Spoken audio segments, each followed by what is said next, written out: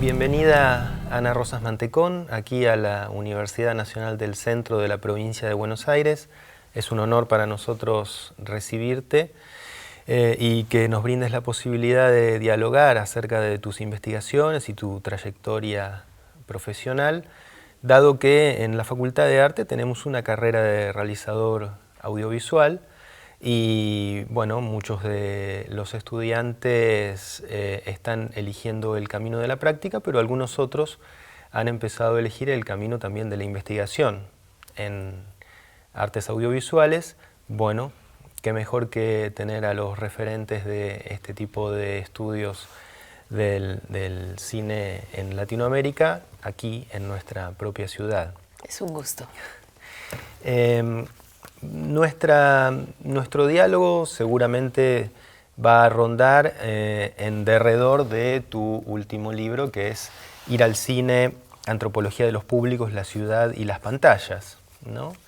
Y bueno, justamente para comenzar, mi interés era que nos contaras al respecto de cómo se fue desarrollando la investigación, porque allí hay algo que me llamó mucho la atención en el libro, que es, bueno, esta sinceridad intelectual, ¿no? De plantear que cuando se concluye una investigación surge la tentación de relatar su elaboración como un trayecto preciso, desde el planteamiento del problema, el diseño, pero nada más alejado de lo que me fue sucediendo, ¿no? Bueno, el libro hace un recorrido por más de un siglo, en la historia no de las películas, no de los directores, no de los actores, sino de los públicos. Está la fuerza de las pantallas que han atraído la atención de las reflexiones que se han hecho sobre el cine de una manera muy poderosa. Y mi interés en esta investigación fue girar la mirada hacia el otro lado y pensar que tan importante para entender el cine es lo que básicamente se ha trabajado, que es eso, la historia de las películas, la historia de los directores, de la industria misma, ¿no? A explorar esa otra parte de la experiencia que es justamente la que termina de darle sentido. Una película no tiene sentido sin espectadores que la miren, que la lloren, que la rían, que la disfruten, que la odien, y sin todo lo que ocurre en torno a la experiencia cinematográfica. Esta es entonces una historia, digamos, atípica en un doble sentido. Atípica primero porque mira hacia el otro lado, pero también atípica porque no me interesó ver la manera, por ejemplo, que es una de las líneas en las que se ha desarrollado la investigación sobre los públicos de cine. No me interesó ver cómo miran las películas.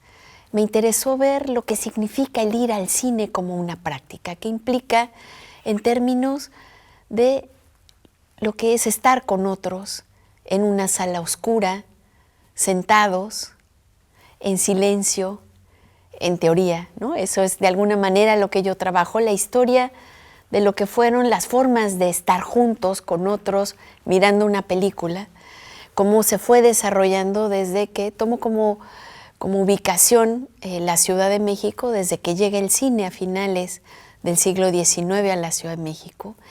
Y lo que fui explorando es una línea que se ha desarrollado muy ampliamente en América Latina, que es pensar las dimensiones sociales del cine. Lo han trabajado, quise explorar una idea de Jesús Martín Barbero, ese comunicólogo español y colombiano que propuso que ir al cine es una forma de estar juntos. quise ir explorando esas formas de estar juntos, porque aunque tenemos una imagen, diría yo, fija, naturalizada de lo que es ir al cine, en realidad ir al cine ha cambiado enormemente a lo largo de su historia. Y lo que quise explorar es cómo esas formas de estar juntos son en realidad formas de estar juntos que no son exclusivamente en las salas, sino son también formas de estar en la ciudad. Es entonces una historia, es una ventana hacia cómo fue cambiando la Ciudad de México, cómo fue cambiando esas formas de estar juntos, narrada a través de cómo fue cambiando el ir al cine.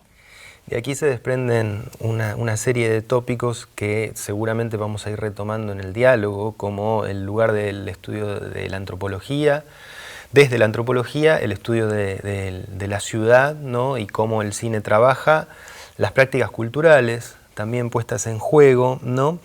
Pero volviendo a lo que tiene que ver con el trayecto de las investigaciones sobre cine en América Latina, vos advertís algo muy pertinente, que es que la historia del cine ha sido la historia de las películas, ¿no? De alguna manera hasta este momento, y bueno, y no solo aquí en América Latina, sino en muchos otros lugares. Y ha prevalecido esa reflexión teórica y ensayística, ¿no? Sin aportar al conocimiento de los espectadores, de lo que hacen los espectadores, de lo que dejan de hacer, de los modos de consumo, ¿no? Y me parece muy importante tu aproximación, sin dejar de lado, bueno, otras prácticas culturales que al mismo tiempo tenían los espectadores y que van cambiando, ¿no? Van cambiando a través de las épocas. ¿Qué podrías decir al respecto de cómo estaba configurado, ¿no? Un espectador o las prácticas habituales de un espectador en la edad de oro, la época de oro del cine mexicano, el periodo clásico, ¿no? Sí, como yo narro lo que tú relataste en la introducción, esta investigación empezó como una exploración de otros factores que contribuyeron a la época de oro. La época de oro en México es este fenómeno en el que hubo una comunicación casi perfecta entre las producciones nacionales de los años 40 y los años 50. Algunos autores la estiran todavía un poco hacia los años 60, en donde se dio un fenómeno único que bueno, no se ha repetido como tal, que fue este fenómeno en donde se conjugaron productores, directores, un sistema de actores y de actrices y una coyuntura internacional muy favorable por la guerra, que permitió que esa creatividad, ese fenómeno, bueno, músicos, fotógrafos, ha sido un fenómeno estético muy importante, que ha sido muy analizado, permitieron que un conjunto de públicos que en esos años se movían por un proceso de industrialización muy particular.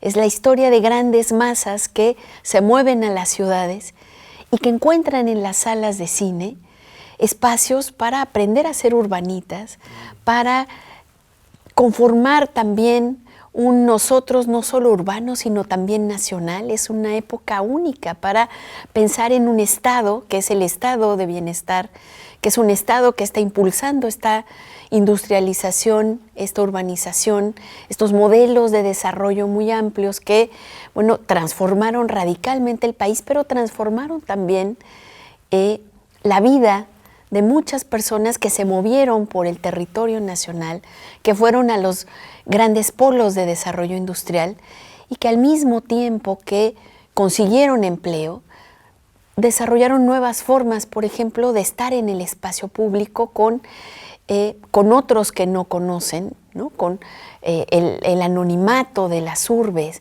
El cine en ese momento es... el cine de la época de oro da la posibilidad del encuentro con nuevas formas de pensar la nacionalidad, de pensar lo mexicano. es el auge de todo este cine que bueno, por esta coyuntura internacional particular, circula no solo en México. Si uno se mueve por el continente completo, y ahora te cuento, es mucho más que eso. Si uno se mueve, bueno, la referencia a estos grandes actores, a estas grandes actrices, a estos grandes fotógrafos, narradores, directores, bueno, recorrió todo el continente. En Estados Unidos tuvo un público muy importante, en toda América Latina, en Europa. Hay estudios ahora que hablan, por ejemplo, de los públicos de la época de oro en Yugoslavia, en China, en países que uno no se imaginaría, que no son hispanohablantes. Entonces, lo que yo quería analizar es de qué manera esta época de oro, que ha sido analizada en estas claves, tenía también otras posibilidades de ser narrada, y que no es casual que al mismo tiempo que se hable de la época de oro del cine mexicano, se habla de la época de oro de la Ciudad de México. Es una ciudad inclusiva que permite que todos estos migrantes que van y que se mueven ahora por la ciudad consigan trabajo, consigan también vivienda, empiecen a participar políticamente. Es la época de oro también de muchos sindicatos. No es casual que en estos sindicatos también se hicieran cineclubes, hubiera también el cine, las salas de cine vivieron también su época dorada en estas décadas. Había una diversidad enorme de espacios, no solamente con esto que más se ha narrado, que es la historia de los palacios cinematográficos, sino también la historia de las salas de barrio. Todavía además había exhibición ambulante. Entonces me interesó ver esta época de oro de los espacios de exhibición. Había también exhibición en muros, exhibición en plazas. Me interesó ver también la época de oro de los públicos. En las narraciones yo fui recogiendo la historia de vida también de estos urbanitas, desde los abuelos, los hijos, los nietos. El ir al cine estaba en el centro de su vida pública y privada también. Para muchos de ellos, bueno, no podían narrar su propia historia sin narrar la historia de esas idas al cine, de las películas. Se estaba 4 o 5 horas. Pensemos en algo muy distinto a lo que ocurre ahora, que uno entra a una sala, mira la película y todavía no ha terminado y ya lo están a uno expulsando del espacio. La gente de alguna manera iba y casi que se mudaba durante un buen rato, ¿no?, a mirar 2 películas, mirar noticieros, a mirar cortos, a conversar. Las salas físicamente eran radicalmente distintas, había sillones, había lámparas, la idea era un poco generar el cine era una práctica social, cultural, muy importante. Entonces me interesó analizar la confluencia de todos estos fenómenos, la época de oro de la ciudad, la época de oro de los cines y la época de oro también de los públicos. Muy rápido me di cuenta, bueno, cómo confluían estos fenómenos, en que tenía que entender cómo habían empezado.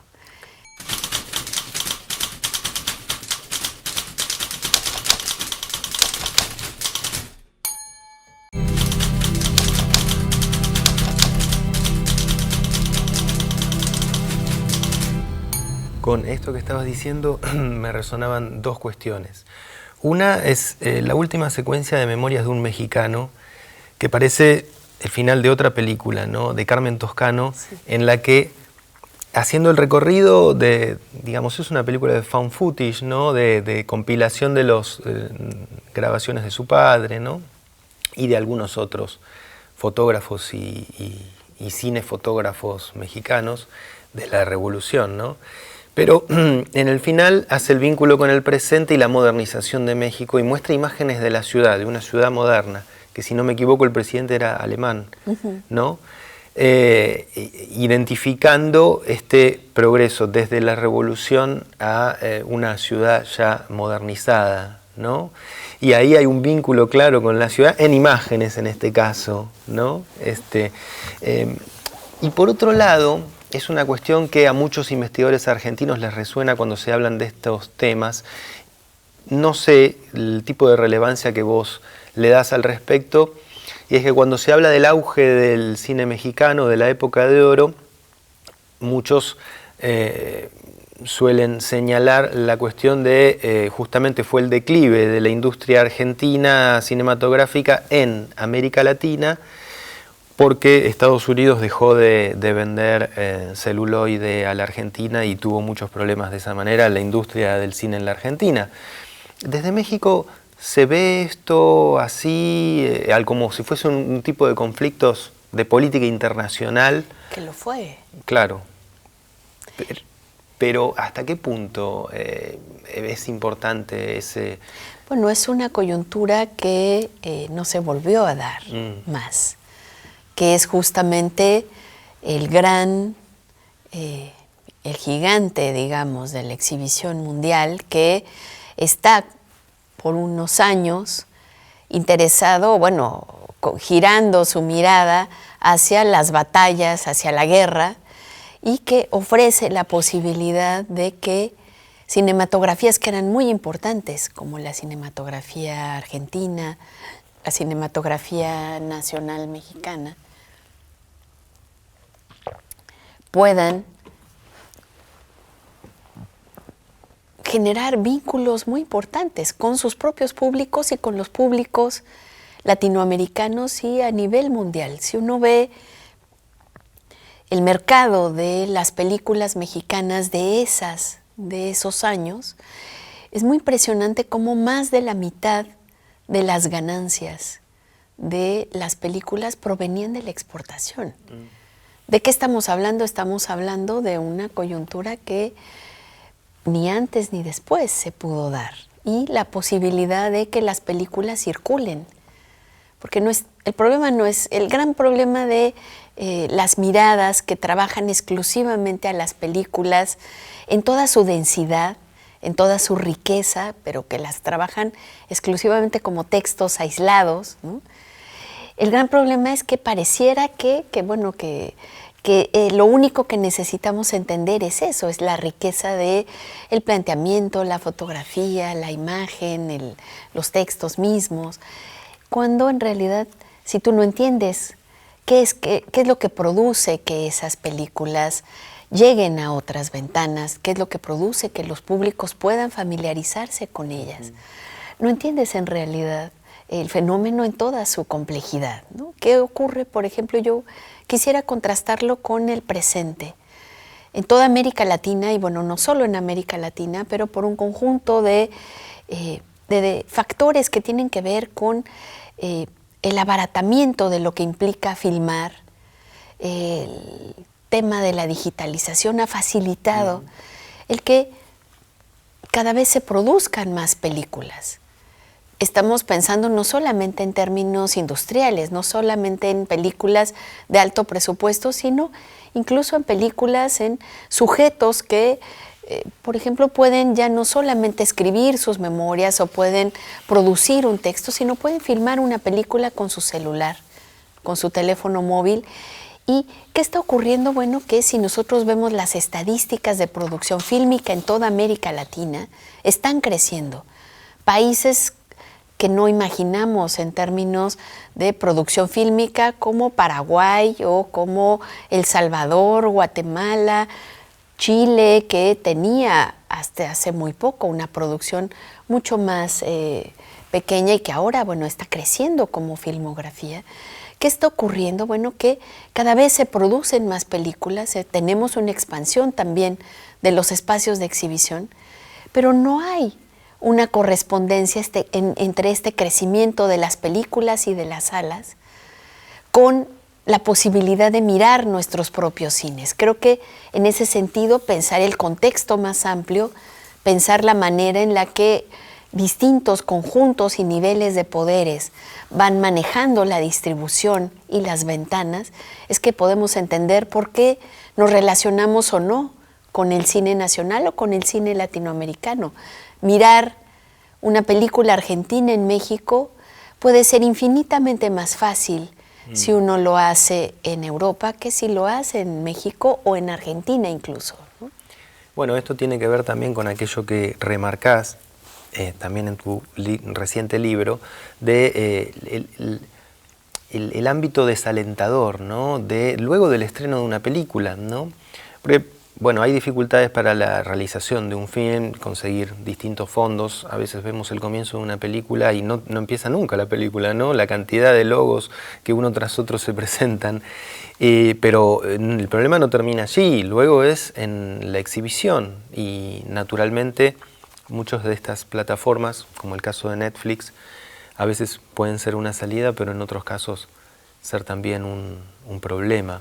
Hay un fenómeno que a mí me parece fascinante y del que apenas empezamos a reflexionar en América Latina, que es la experiencia cinematográfica. Durante décadas, vivir una experiencia cinematográfica estaba acotada a ir a una sala de cine.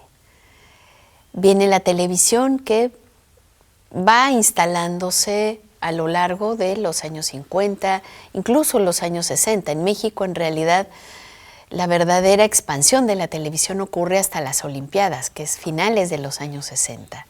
Pero bueno, digamos ya en los 70, vivir una experiencia cinematográfica en realidad se va multiplicando la posibilidad de hacerlo gracias a que la podemos vivir en una sala y la podemos vivir en la televisión.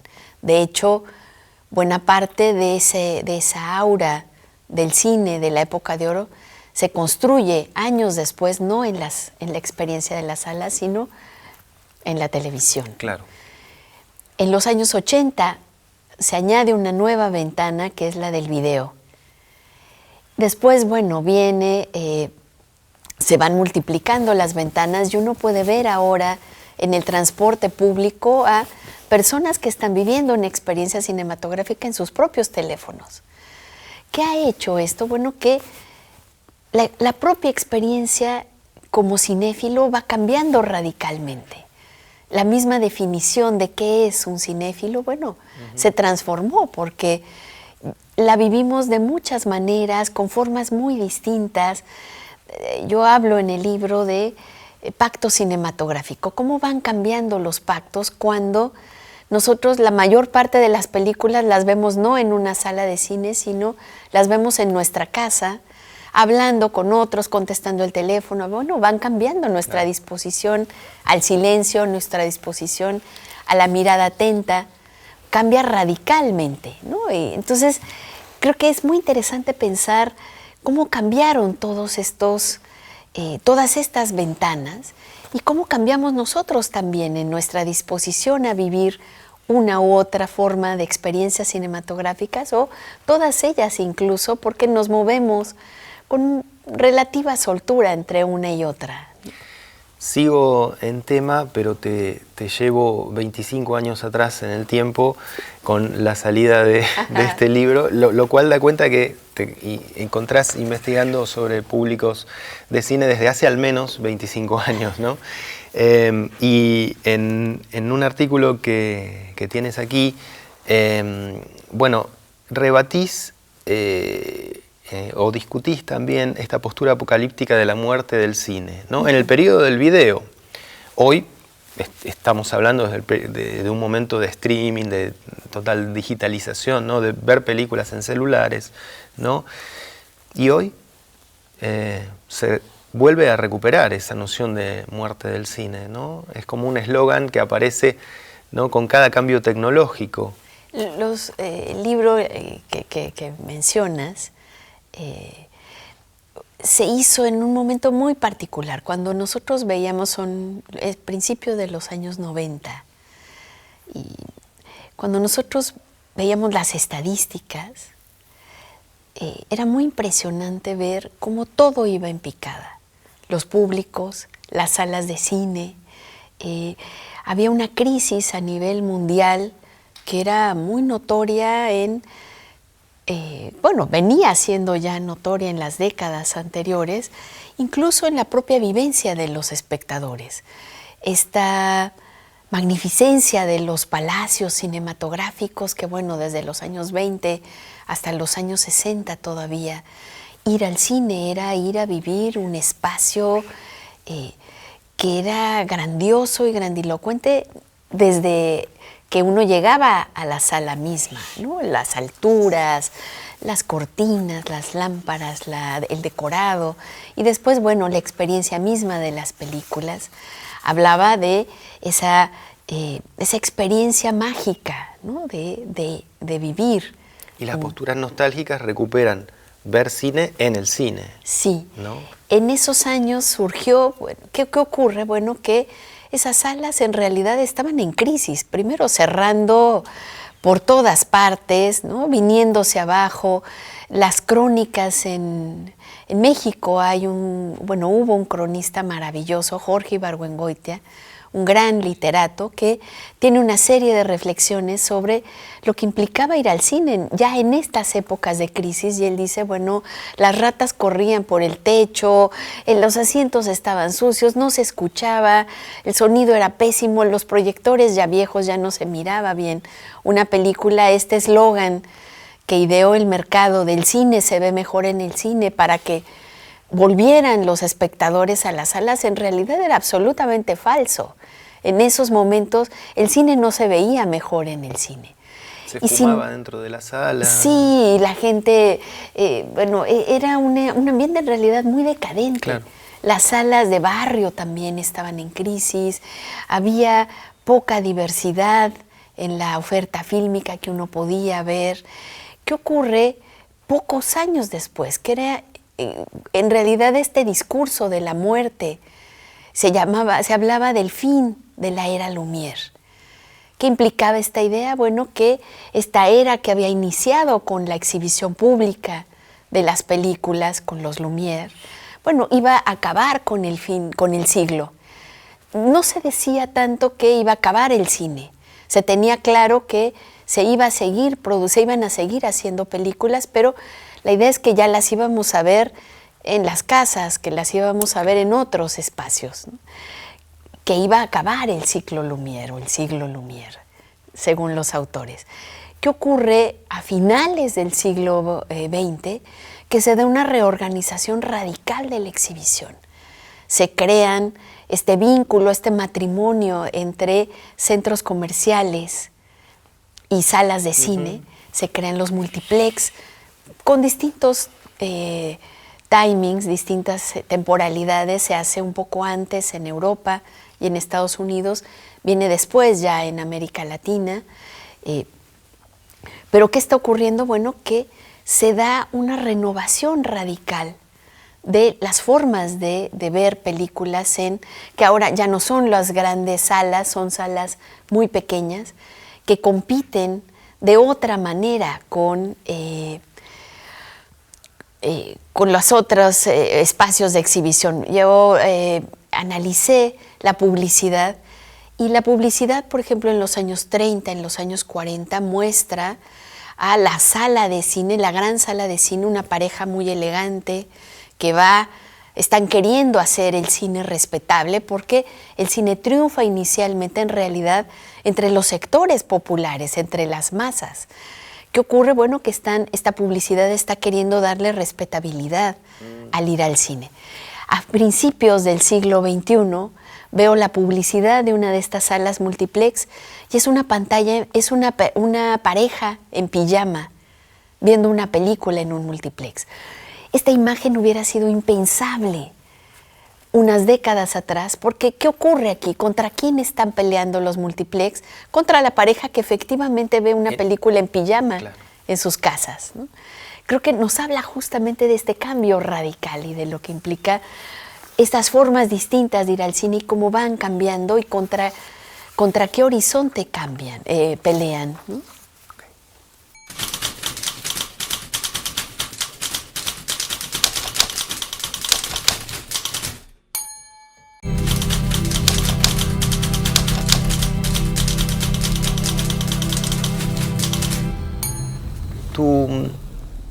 Tu estudio echa mano naturalmente de distintas disciplinas y disciplinas científicas, ¿no?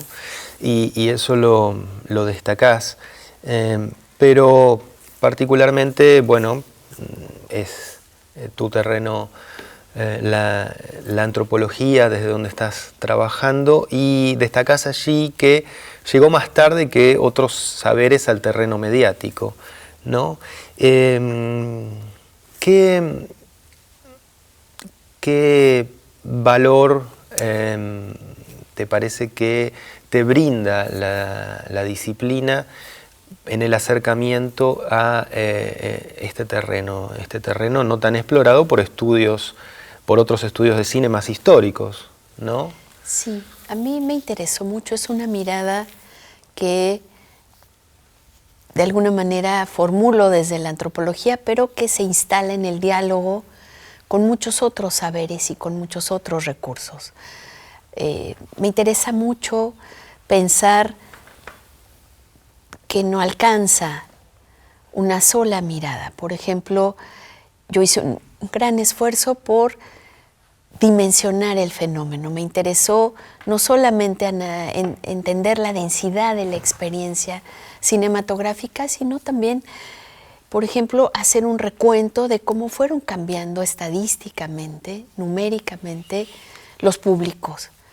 ¿Cuál fue la importancia, por ejemplo, de las salas que se encontraban en una parte de la ciudad y después se fueron expandiendo? Rastrearlo en términos geográficos, en términos de mapas, en términos también económicos. Me interesa mucho pensar qué dimensión tiene una industria en una época y cómo va cambiando esa dimensión económicamente también en otras épocas. Pero yo creo que el aporte de esta mirada, el aporte antropológico, es un aporte que se preocupa por entender en estos contextos que quedan trazados, qué implica la vivencia cotidiana, qué implica la experiencia, qué implica pensar a sujetos a los que ir al cine les cambia la vida cotidianamente. Y me interesó mucho por eso pensar de qué manera el cine fue volviéndose significativo para generaciones muy distintas, de formas también muy distintas. La antropología es una disciplina que se interesa por la vivencia, que se interesa por la manera en la que sujetos muy distintos viven esas experiencias. Te voy a dar un ejemplo, que es un ejemplo que a mí me hizo mucho sentido. Cuando nosotros pensamos en lo que implica ir al cine. Ir al cine ahora lo tenemos, muy naturalizado, pero cuando el cine se desarrolla, se inventa, se crea la experiencia de que otros vayan y miren en una sala oscura, hay en realidad una serie de transformaciones que son transformaciones que no se viven exclusivamente como una experiencia de un sujeto frente a una película, sino que se viven también como experiencias que transforman las formas de estar juntos. ¿Qué implica sentarse en una sala oscura junto a otros que no conoces, mirando atentamente una pantalla? Una historia además que tiene una serie de convenciones que en principio hubo que ir aprendiendo junto con el desarrollo mismo de las películas, que implica mirar como muestran, por ejemplo, este cine inicial que el tiempo pasa. Es un calendario cuyas hojas van cayendo, o que implica pensemos en muchas otras convenciones. Pensemos en la misma llegada de sentarte junto a otros que no conoces. Hay una investigación hecha por Natalia Melanesio que creo que es cuando los públicos fueron de compras, que hace un estudio sobre la manera en la que el peronismo fue construyendo también esta experiencia para las masas de la posibilidad de ser públicos de cine, de la posibilidad de ser turistas, de ir al Mar del Plata, ¿no? a la playa y otras posibilidades de consumo. Ella narra una experiencia que se da cuando una mujer, que es una mujer pobre, quiere ir a una sala de cine en Buenos Aires, en el centro de Buenos Aires. Esta mujer llega, se forma en una fila y extiende, en el momento que le toca, extiende el pago por la entrada de un boleto. El vendedor la mira con sorpresa y le dice, disculpe, aquí la entrada es por invitación. A mí me impactó mucho leer esta anécdota, ocurre en los años 30 en Buenos Aires, porque en esa época, bueno, cuando el cine ya está en otras zonas de la ciudad y ya está totalmente masificado, bueno, ¿qué implica que alguien era en realidad una escena que podía haberse trasladado un siglo antes? La definición de público es justamente una definición que tiene que ver con el que tú puedes, lo que se hace público. Durante la historia de la música, la historia de la literatura, la historia de los museos mismos, es la historia de un conjunto de ofertas culturales que no eran públicas. Los museos eran en realidad espacios en donde los nobles o la misma iglesia mostraba a los convocados una oferta cultural, las pinturas, las esculturas, etcétera.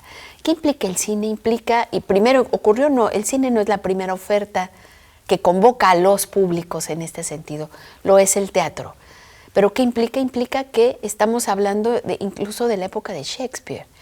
Estamos hablando de sujetos distintos, de clases distintas, que van a un espacio público, los teatros, y se juntan a mirar con otros. El cine en realidad, bueno, lo hace varios siglos después, es la posibilidad de que un sujeto llegue a un espacio y se siente con otros que no conoce. Me interesó mucho mirar esto, qué implica en términos de la experiencia de estar con otros, la primera gran crisis de los cines en la Ciudad de México, que se da 4 o 5 años después de que llegue el cine a la Ciudad de México, se da porque los sectores altos se resisten a sentarse con otros que no conocen. Se resisten, los cines empiezan a publicitar, en este cine no hay mezcolanza, con esta idea de pensar que implica para una ciudad lo público. Me interesó mucho esta dimensión y cómo fue cambiando a lo largo de la historia de las salas de cine y del ir al cine. La época de oro es la época de oro de los públicos, porque públicos muy distintos se sientan ya junto con otros sectores a mirar una película, y esto transforma no solamente la experiencia cinematográfica, sino transforma la ciudad. ¿Qué implica la renovación de las salas de cine a finales del siglo XX? Esta reorganización de la exhibición, bueno, implica que las salas se transforman, son salas muy pequeñas, en donde ya no nos mezclamos.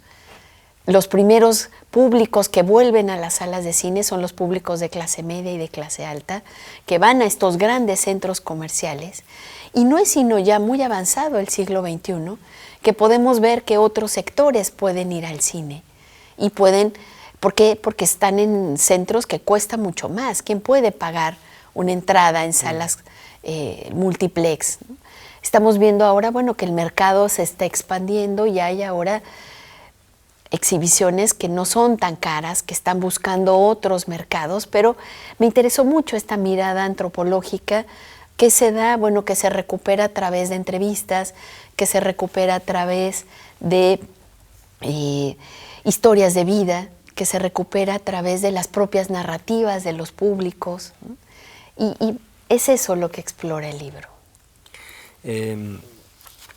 Te voy a, hablando de disciplinas, en este caso de la antropología, y hablando de complejidad, ¿no? Te voy a rebotar una misma pregunta que haces vos, porque no podía estar mejor formulada, ¿no? Simplemente, ¿qué rutas transité para no subestimar la complejidad de las formas en las que las prácticas de acceso cultural se entrecruzan con otros aspectos de la trama social de la que forman parte, ¿no? Porque esta pregunta que vos te haces da cuenta de justamente estas nociones de práctica cultural y social, ¿no? Y de estar juntos en un espacio, ¿no? ¿Y cuáles fueron esas rutas, ¿no? En principio haces una división en dos áreas, dos caminos, ¿no? En abordar los usos sociales de la comunicación, ¿no? Las prácticas culturales, por un lado, ¿no? ¿Qué podés decirnos como para cerrar tu visión y tu conclusión con respecto al trabajo que has hecho de investigación?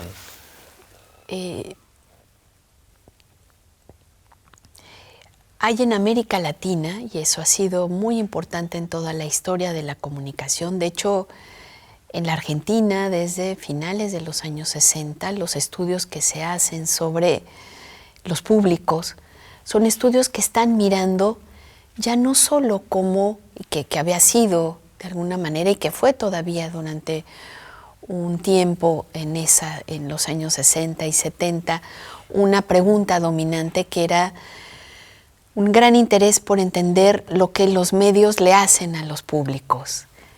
Si nosotros pensamos en un texto clave que fue para leer al Pato Donald de Matelart y Dorfman, ellos ahí, bueno, están mirando de qué forma el imperialismo cultural a través de los cómics, ¿no?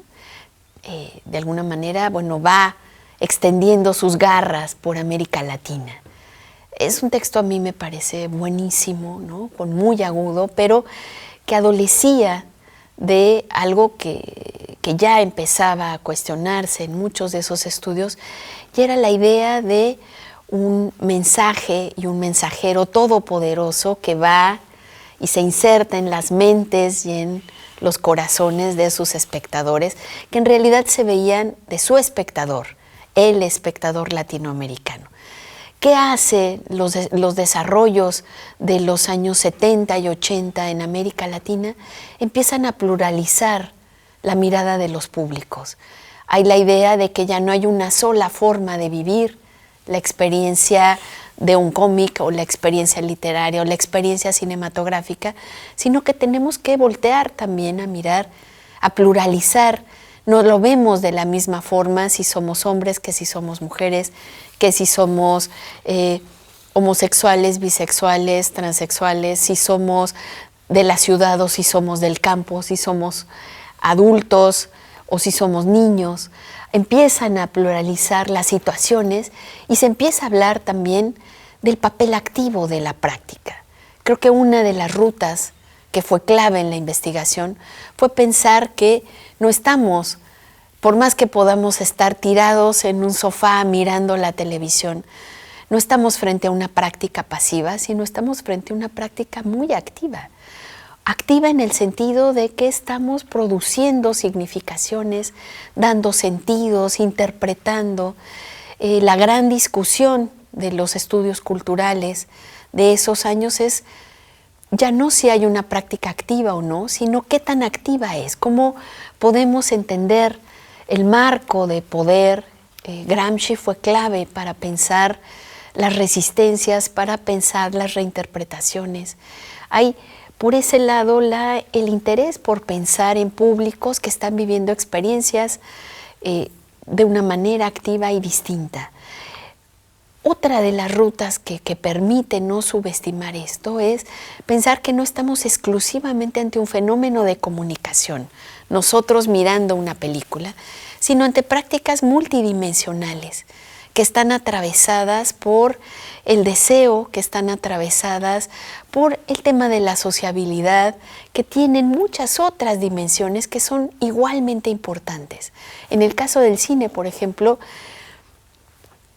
no pensar en el tema de la sociabilidad es quitarle un porcentaje importantísimo al de a esas dimensiones comunicativas, ¿no? Que ir con otros y estar con otros y mirar con otros y sufrir, reír con otros es una práctica fundamental. Hay ahora una línea muy importante dentro de los estudios cinematográficos que trabaja el tema de las emociones.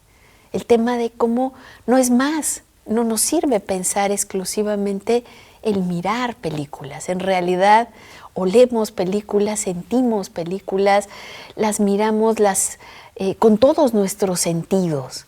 Entonces, es esta mirada que se abre a la multidimensionalidad de la práctica la que creo que en la actualidad ofrece un campo fértil, un campo muy rico para pensar de qué manera nos relacionamos y vivimos esas experiencias cinematográficas, ¿no? Y cómo el ir al cine, además, no puede ser entendido exclusivamente como un movernos por el espacio hacia una sala de cine, sino hay también sociabilidad en la manera en la que miramos, por ejemplo, una película en un celular y al mismo tiempo estamos conversando en las redes sobre esa película, estamos compartiendo fragmentos, hay muchas otras formas de mirar también la sociabilidad, los vínculos, que no son más exclusivamente en la copresencia en un espacio, sino hay muchas otras formas de copresencia que van cambiando, y los públicos ya no exclusivamente como los que miramos una película, sino también los que producimos imágenes, renovamos, por ejemplo, las posibilidades de rehacer los finales de las películas o series que no nos gustaron y las narramos de otras formas, la crítica cinematográfica que no es más esta imagen de un sujeto conocedor, muy especializado, sino cómo se han multiplicado estas plataformas para volvernos todos nosotros, los que sabemos y los que no sabemos de cine, ¿no? Críticos que vamos compartiendo nuestras experiencias, que vamos compartiendo nuestras valoraciones sobre las películas. Creo que esta mudanza de la noción del público a la noción primero del prosumidor, que combina el que produce y el que consume, a produsuario, a justamente personas, por ejemplo, que viven sus experiencias cinematográficas ahora como fanáticos, ¿no? Como fans, que transforman sus propios cuerpos, que ya no solo se disfrazan, ¿no? Sino se operan para que los ojos se parezcan a los de la heroína de tal o cual serie o de tal o cual conjunto de películas. Hay muchas otras formas de ser ahora, de vivir esas experiencias cinematográficas, y creo que lo que hace justamente ahora la antropología y la comunicación y la sociología es la historia, y la historia es la semiótica, no se diga, ir mostrando estos sujetos que se van transformando radicalmente y que no nos permiten más pensar en el público de cine. Pero qué lindo sigue siendo ir al cine, ¿no? Totalmente, claro, sí. Yo creo que son justamente formas de estar con otros en el espacio público que construyen tejido social, que no solamente construyen experiencias significativas frente a las películas. Creo que la batalla por las salas y la batalla por los espacios públicos son batallas que nos dan cuenta de cómo aprendemos a estar con otros, justamente estando en una sala de cine. Muchas gracias, Ana, por este diálogo, este encuentro, por haber venido aquí a Tandil, y muchas gracias al equipo de Abra TV, que es el canal de la UNICEN, de esta universidad.